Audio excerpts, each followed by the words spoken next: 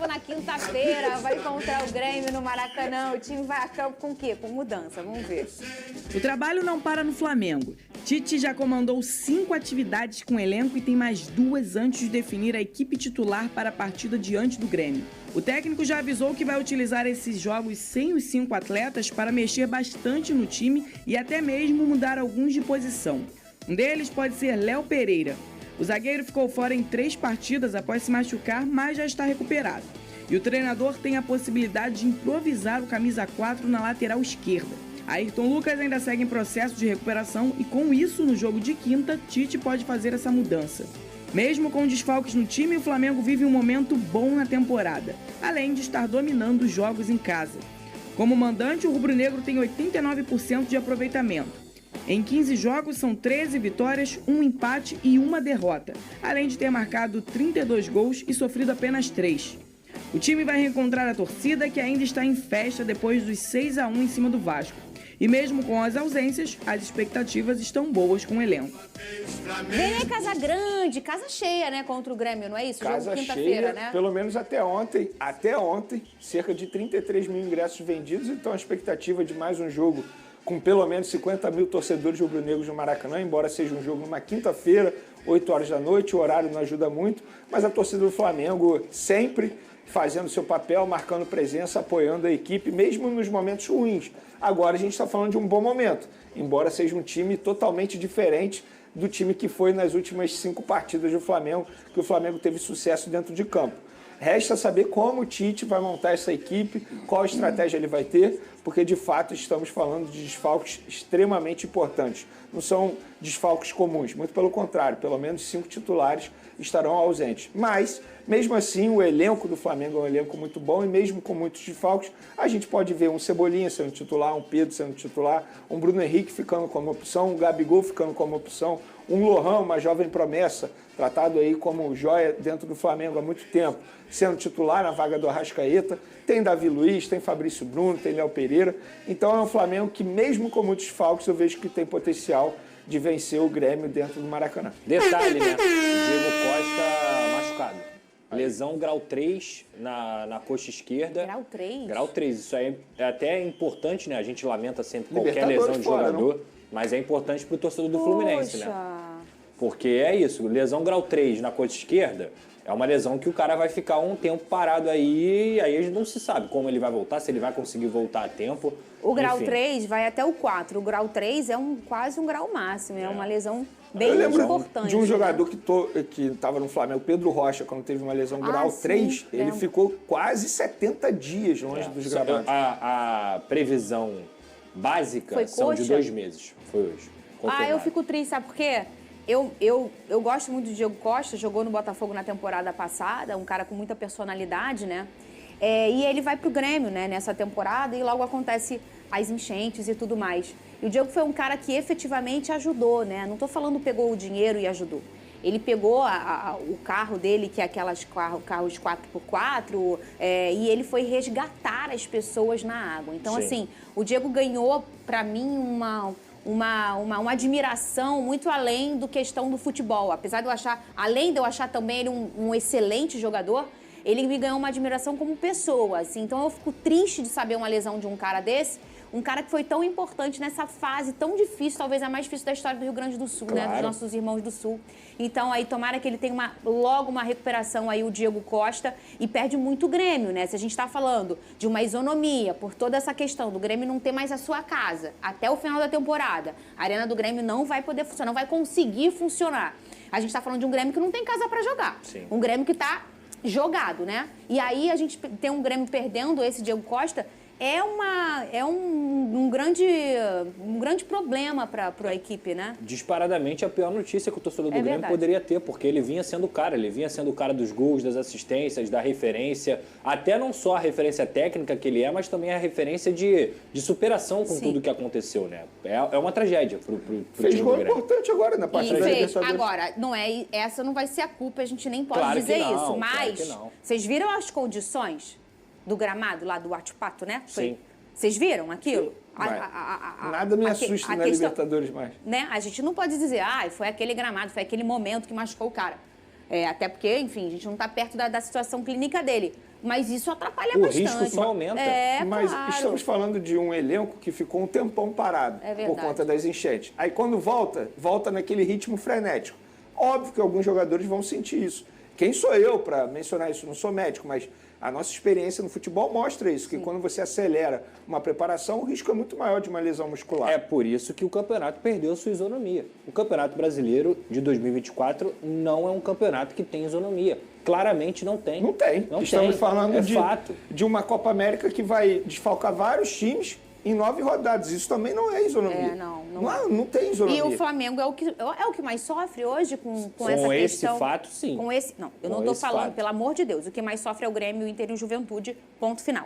Estou falando na questão da convocação eu acho. da Copa América, por números, né? O Flamengo é o que Não mais só perde números, no Brasil. qualidade. É quantidade e qualidade. O Flamengo perde 5 jogadores, pelo menos, e 5 jogadores titulares.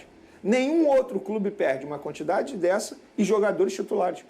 Por exemplo, o Internacional é outro que, para mim, também perde muito. Sim. Perde o Rocher, perde o Ené Valência e mais um, se não me engano, o Borré.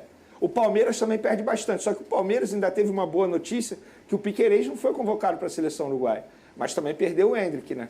Mas, Sim. enfim, o Flamengo é muito prejudicado, Mas só o que não Endrick, tem no o que caso, fazer. já seria uma questão de... Não. O Endrick, se ele Aí ele tivesse a ainda Copa ficaria um América, ele pouquinho, poderia né? jogar mais 8 partidas pelo Palmeiras. Os times estão perdendo 2, no máximo 3 Sim. jogadores. O Flamengo perdeu 5. E como é o Flamengo ideal hoje para você, Venê? Na minha opinião, É. vamos lá. Rossi, Wesley, Fabrício Bruno, Davi Luiz, Léo Pereira na lateral esquerda. Hoje, por conta do Ayrton Lucas não está à disposição. E aí eu botaria, vamos lá, Igor Jesus, Gerson, Luiz Araújo, Lohan, Cebolinha e Pedro. Esse, para mim, seria o meu time. É um bom Flamengo, né, Pedrosa? Mas é um Flamengo aí que perde uma pontuação grande em relação àquele Flamengo que a gente... Vamos dizer assim, que o Flamengo, com os 5 que estão fora, é o top 2 do Brasil. Sim. O Flamengo, sem esses caras, é o top 5. 5. É. Cara, Eu você acho tem que até- entender não que sei. quando você perde atletas, Fernando, você perde também o modelo de você jogar. Uma coisa é você jogar com o Ayrton Lucas na lateral esquerda, que ele te dá uma profundidade bizarra, que ele é um veloz que vai até o fundo. Outra coisa é você jogar com Vinha, que já é outra característica, mas também te entrega uma qualidade técnica imensa. E outra coisa é você jogar com o Léo Pereira, que pode fazer aquela função, mas ele não é lateral. Aí você olha, Igor Jesus, bom jogador, garoto da base, vai fazer a transição. Mas se for comparar ele com o Pulgar, é uma discrepância imensa. É uma discrepância imensa de jogador. Aí a Arrascaeta com o Lohan. Lohan, muito bom jogador também, muito potencial. Mas é também outra realidade que é uma discrepância imensa. Até em característica de jogo, o Lohan carrega mais, o Lohan é um cara mais agudo e tal. O Arrascaeta é o cara mais pensativo, da criatividade. Aí em relação à formação, o Gerson, ele vinha jogando como meia-direita, mais aberto, conseguindo puxar muitas vezes essa profundidade, tanto pela ponta quanto pelo meio. Agora ele vai voltar a ser segundo volante? Agora ele vai voltar a ser o meio-campo? Então, assim, é o Tite novamente tendo um desafio. Quando ele perdeu o Everton Cebolinha lá na ponta esquerda, o Flamengo se tornou um time burocrático. E aí, é só um jogador, Pedrosa? Não, mas é um jogador que conseguia converter o que o Tite queria. E o Flamengo não conseguia isso com o Bruno Henrique, que também é um baita de jogador, mas tem outra característica. Então, assim, repito, eu acho que o mundo ideal era parar tudo. Tinha que parar tudo. Mas tem um jogador aí, que você acabou não mencionando, que para mim ninguém vai conseguir substituir no time do Flamengo, que é o De La Cruz. De La Cruz. O que ele fazia, Exato. ninguém Exato. faz atualmente. O Gerson pode quebrar o galho, Não faz. o Lohan Não pode faz. quebrar o galho, mas ninguém vai fazer o que o De La Cruz fazia. Exato. Eu Inclusive, até esqueci mesmo, eu porque acho- esse, pra mim, é o ponto principal. o ponto principal. Inclusive, ele desenhou essa coisa do insubstituível como o Pulgar. Em algum momento na temporada passada, toda vez que o Pulgar estava ausente, o Flamengo simplesmente era um Flamengo comum, um Flamengo simples. E aí, com o Pulgar, isso tudo era potencializado. Ele é um jogador que consegue potencializar a questão tática e também os outros companheiros, né? E eu sinto que o De La Cruz está caminhando nessa estrada aí do Pulgar. Para mim, ele já é isso. Hoje, eu repito aqui, ninguém faz o que o De La Cruz consegue fazer. Ele caiu como uma luva no time do Flamengo. O Tite encontrou a função dele ideal. O Tite, eventualmente, botava ele aberto pela ponta direita, mas ele, como segundo volante, tendo a liberdade de ir ao ataque, ele carrega o meio de campo do Flamengo. Então, lamentavelmente, o Flamengo não vai ter o seu principal jogador, que gastou aí cerca de 90 milhões de reais para contratar, por conta de um calendário de futebol brasileiro que a gente já cansou de criticar aqui. Infelizmente, a gente vai ter que mudar o assunto e não vai ficar bom pro nosso amigo. Ele tá um pouco... Só um minutinho. Toma aqui sua água, tá? São 2 litros, não é pra beber água agora, não. No Vasco, preparação para enfrentar, são 4 litros para você. Enfrentar o Palmeiras. Enfrentar quem? 10 litros. Palmeiras nesta quinta. O confronto é fora de casa. 20 litros, rodou. O técnico Flamengo inicia negociações para a contratação de Wallace, da Udinese. Fala, nação rubro-negra. Para quem quer ficar sempre atualizado com as notícias do Flamengo, já se inscreve no canal e fortalece com o like. Embora a janela de transferências ainda não esteja aberta, o Flamengo já começou a busca por reforços. O mais querido iniciou negociações com o volante Wallace, da Udinese, e espera contar com o jogador no elenco para o restante da temporada. Conforme apurado pela reportagem do Coluna do Fla, o Flamengo iniciou as conversas com o Wallace para chegarem a um acordo sobre salário, tempo de contrato e bônus por metas alcançadas. O mais querido está otimista e acredita que não haverá problemas em fechar com o jogador, visto que o volante já demonstrou interesse em vestir o manto sagrado.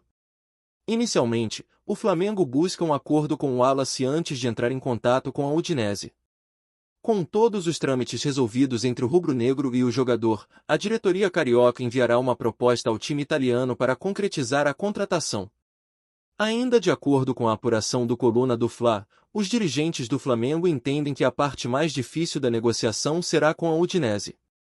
Isso porque o Wallace é titular absoluto e tem contrato até junho de 2026. Além disso, o time italiano não deseja se desfazer do atleta, o que pode dificultar as negociações.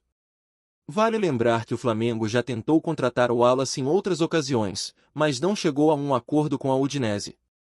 Agora, o mais querido retorna à negociação e espera contar com o volante a partir do segundo semestre deste ano. E aí, nação? Vocês acham que o Wallace é uma boa opção para o meio-campo? Vou dar minha opinião aqui. Acho que já estamos bem servidos de volantes. Toda janela de transferência surge esse nome. Para mim, temos Alan e Pulgar, e isso já está ótimo.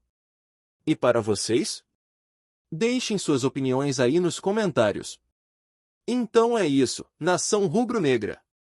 Vou ficando por aqui, mas mais tarde volto com mais notícias do Flamengo. Não se esqueçam de deixar o like e se inscrever no canal. Até a próxima!